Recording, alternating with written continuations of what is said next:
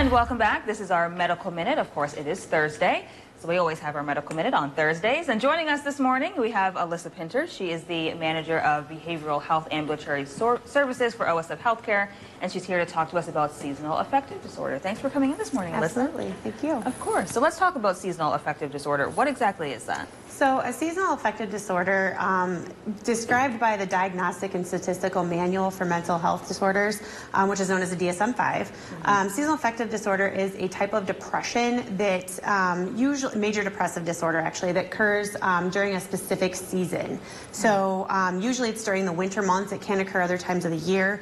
But in order to be diagnosed with seasonal affective disorder, or also known as SAD, you will need to have experienced this seasonal depression for at least 2 years and have experienced it for most of the same season throughout your life.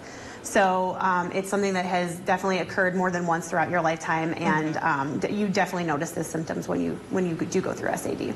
Got it. Okay. And what is it about winter that makes people more, is it fair to say, more susceptible to SAD during the winter? Sure, yeah. So winter in itself can cause a lot of different mixed emotions, right? It's cold. Nobody likes the cold.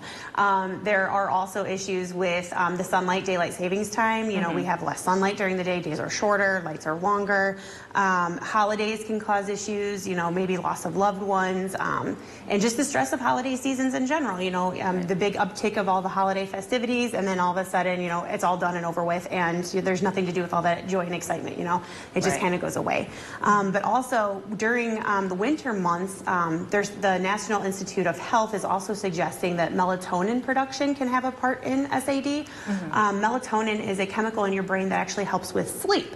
And melatonin production usually begins after sunset. So when the days are shorter and sunsets earlier in the evening, we have melatonin production earlier in the evening. And melatonin production makes us sleepy, so you might not be as active. And when you're not as active, you're, a neurotransmitter in the brain called serotonin is also decreased, because being active helps create serotonin production. When you have a low serotonin production, you are not able to stabilize your moods as well, like anxiety, depression. So that can also be an indicator for SAD in the wintertime. Okay, that makes sense. And what can make, is there anything that can make symptoms worse? So symptoms being worse, just like what we talked about, like with the increase of melatonin earlier in the day and the decrease of serotonin levels.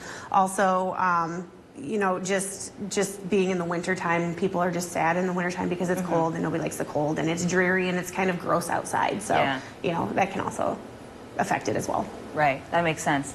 And what are some ways to treat seasonal affective disorder? Sure, so I think that's a lot of self-reflection too. Finding out what brings you joy. Like, do you have coping skills that you like to do? It's wintertime, so maybe if there's snow out like there is now, could you build a snowman? Could you go outside and make snow angels, or engage in the winter activities, maybe going for a hike if it's not too icy, those types of things. Also, you can be engaged in more indoor activities. Some people have Wii's or video games that they can play indoors, or talk to a loved one on the phone, or via video chat if they're, you know, not able to see that loved one because of distance, or it's too cold for them to go outside. So engaging in those types of activities, or using your support system, can really help. That's good. So there's lots of ways to combat this this disorder. Well, that's good to hear. Very good to hear. And where can people go? Can people reach out to OSF if they are experiencing these symptoms and they want some help and resources? Absolutely. So we do have different types of therapists. We have traditional therapy through a lot of medical clinics. We have integrated therapists through primary care offices. We have behavioral health navigation in Silver Cloud. There's also the National Suicide Hotline. When you dial 988, that'll take you there.